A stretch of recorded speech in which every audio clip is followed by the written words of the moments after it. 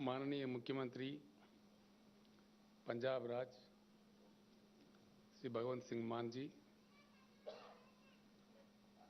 हमारे मित्र आम आदमी पार्टी के व्यवस्थापक माननीय मुख्यमंत्री दिल्ली श्री अरविंद केजरीवाल जी, दोनों राज्यों के तेलंगाना और पंजाब राज्यों के चीफ सेक्रेटरीज, तेलंगाना राज्य से मेरे साथ आए हुए मंत्रीगण, पार्लियामेंट के सदस्य, एमएलएज और अन्य साथी, सभा में उपस्थित किसान नेता हमारे मित्र राकेश टिकायत जी और पंजाब राज्य के भी जो किसान नेता है वो नेतागण, सभा में उपस्थित भाइयों और बहनों, सत श्री अकाल। ये कोई खुशी की बात नहीं है, दुख की बात है। अफसोस है कि 75 साल के आजादी के बाद हम लोगों को इस तरह के सभाएं करने पड़ते हैं। आंखों में पानी आ जाता है, बड़ा होता है। आखिर ऐसा क्यों है हमारा देश? इसके बारे में जरूर चिंता करने की जरूरत है। हर चीज के लिए हर किसी को काफी मशक्कत करनी पड़ती है। इसके जड़ कहां है, इसका वजह क्या है, इस चीज पे जरूर चर्चा हो, ये मैं दिल से चाहता हूं। हिंदुस्तान के एक शहरी होने के नाते कईयों ऐसे समस्याएं हैं जिनके लिए लोगों को लड़ने पड़ते हैं, मरने पड़ते हैं, शहादत देनी पड़ती है। क्या मजबूरी है? हम ही नहीं, दुनिया में कई देश है, समस्याएं हर जगह होती है। ऐसा नहीं कि किसी समस्या किसी देश में नहीं है, लेकिन हमारे पास जिस प्रकार की समस्याएं हैं इस प्रकार के कहीं भी नहीं होते। यार, आप लोगों ने जो शहादत दी है, आपके परिजनों ने किसान आंदोलन चलाते हुए केंद्र सरकार को मजबूर करके अपने कानून वापस लेने तक जो लड़ाई जारी रखे, मैं उन तमाम किसान नेताओं को, किसान भाइयों को सर झुका के प्रणाम करता हूं। जो लोग शहीद हुए, हम उनको वापस तो ला नहीं सकते,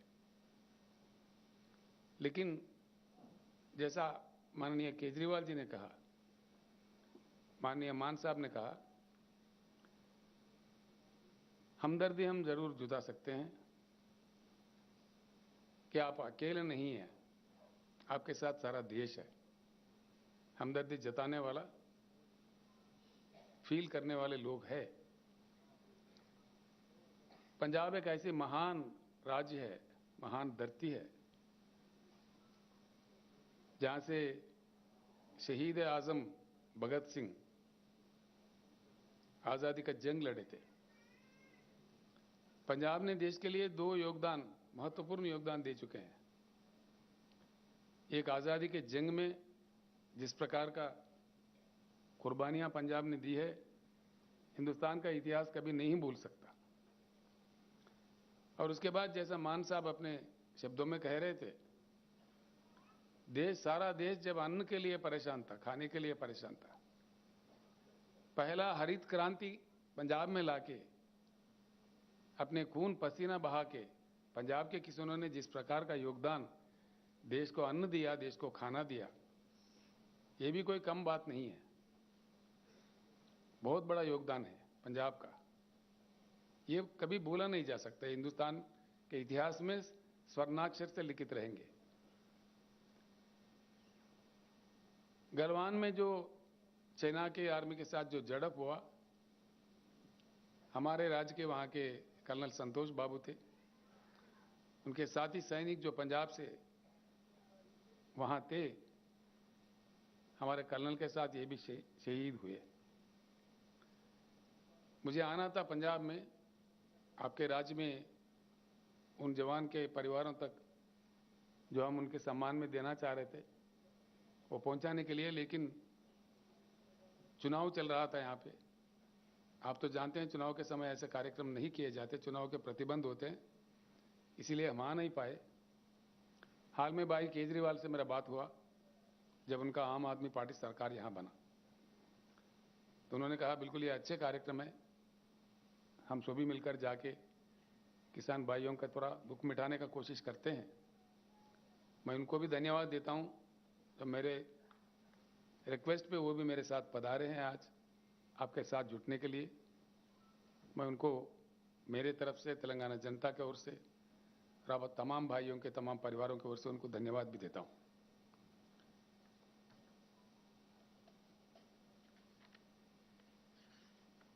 किसान भाइयों से, किसानों से मैं अनुरोध करता हूं,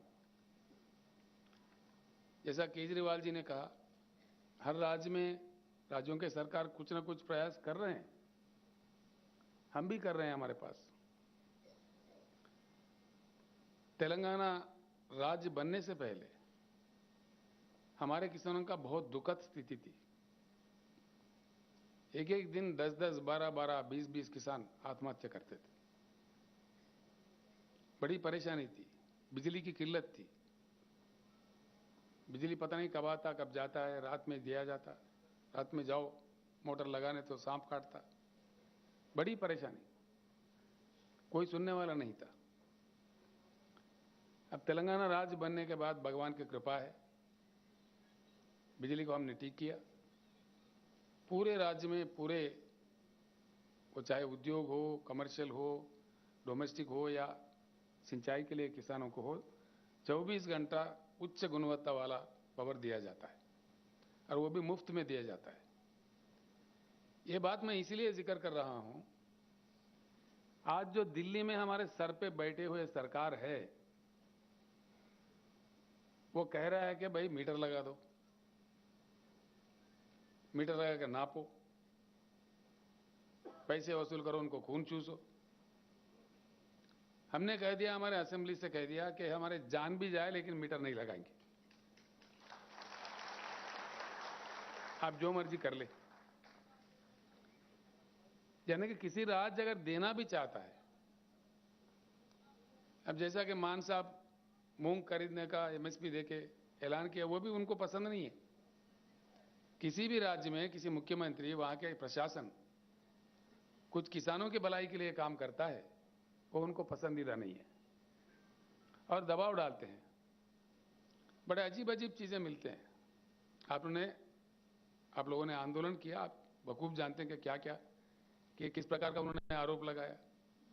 आंदोलन के साथ खालिस्तानी कहा, देशद्रोही कहा, पता नहीं क्या क्या कहा, हम सुन रहे थे। तो मेरा एक ही प्रार्थना होगा किसान नेताओं से, इस आंदोलन को हम जरूर जारी रखें। अब क्या आंदोलन जो चलना चाहिए सिर्फ पंजाब, हरियाणा, उत्तर प्रदेश या दिल्ली, इन राज्यों से नहीं, सारे हिंदुस्तान से चलना चाहिए। पश्चिम, पूरब, दक्षिण, उत्तर, पूरे किसान मिलकर हमको लड़ना चाहिए। हमारे हक है, हम देश दुनिया को खाना देते हैं, उगाते हैं, हमारे खून पसीना बहाते हैं हमारे खेतों में, तो हमारे साथ न्याय होना चाहिए, इंसाफ होना चाहिए। इस प्रकार का दुखद परिस्थिति, इस प्रकार का आंदोलन करने का स्थिति उड़ जाना चाहिए। इसका एक ही रास्ता है, अगर हम किसान चाहते हैं तो सत्ता पलट सकता है, कोई बड़ी बात नहीं है। सत्ता कहां से आता है? किसी को भी पावर कहां से आता है? हमारे हाथों से आता है। आंदोलन जब तक जारी रखे कि किसान के उगाई फसल को सही दाम मिले, अच्छे दाम मिले, उसका संविधानिक रक्षा मिले, कॉन्स्टिट्यूशनल गारंटी मिले, जो पार्टी ऐसे कहेगी आगे चल के अगले चुनाव में, उसी को हम साथ दें। ये आवाज, इस प्रकार का ऐक्यता सारे हिंदुस्तान में अगर हमारे किसान नेता ला पाएंगे, ये जरूर संभव होगा। जैसा हम किसान प्रेमी सरकार जहां जहां भी है हिंदुस्तान में, कई सरकारें हैं राज्य प्रशासन चलाने वाले, वो सारे भी एकजुट हो जाएंगे। आपके जो आंदोलन चलेगा हम भी साथ रहेंगे। केजरीवाल जी खुशकिस्मत थे, उनके बॉर्डर पे हो रहे थे, उन्होंने खिदमत किया, आंदोलन का काफी सेवा किया, किसानों को बचाने का भी प्रयास किया। अब हम सारे किसान आंदोलन के साथ जुड़ जाएंगे और जब तक लड़ेंगे तब तक हमारे पूरी मांगे केंद्र सरकार नहीं मान जाए तो इस प्रकार का आंदोलन को जरूर समर्थन, पूर्ण समर्थन हम देते रहेंगे। आप लोग आगे बढ़िए, इतना मैं किसान नेताओं से प्रार्थना करता हूं। भाइयों, हम जिन लोगों ने जान गंवाई है उनको वापस तो ला के नहीं दे सकते आपको, बस आपके साथ हमदर्दी जता के कुछ अच्छे शब्द बोलने के लिए, आपके थोड़ा मन शांति करने के लिए आए हैं। सच्चे दिल से भगवान से प्रार्थना करते हैं, जिन्होंने आपके पास आपने ले लिया है उनकी आत्मा को जरूर शांति दे, आपके चरणों में अच्छे स्थान दे। और परिवारों से भी हम प्रार्थना करते हैं, जो आत्मशक्ति दे इस दुख को सहने का, भगवान आपको सौंपे। इतना कहते हुए मैं अपना शब्द समाप्त करता हूं। धन्यवाद।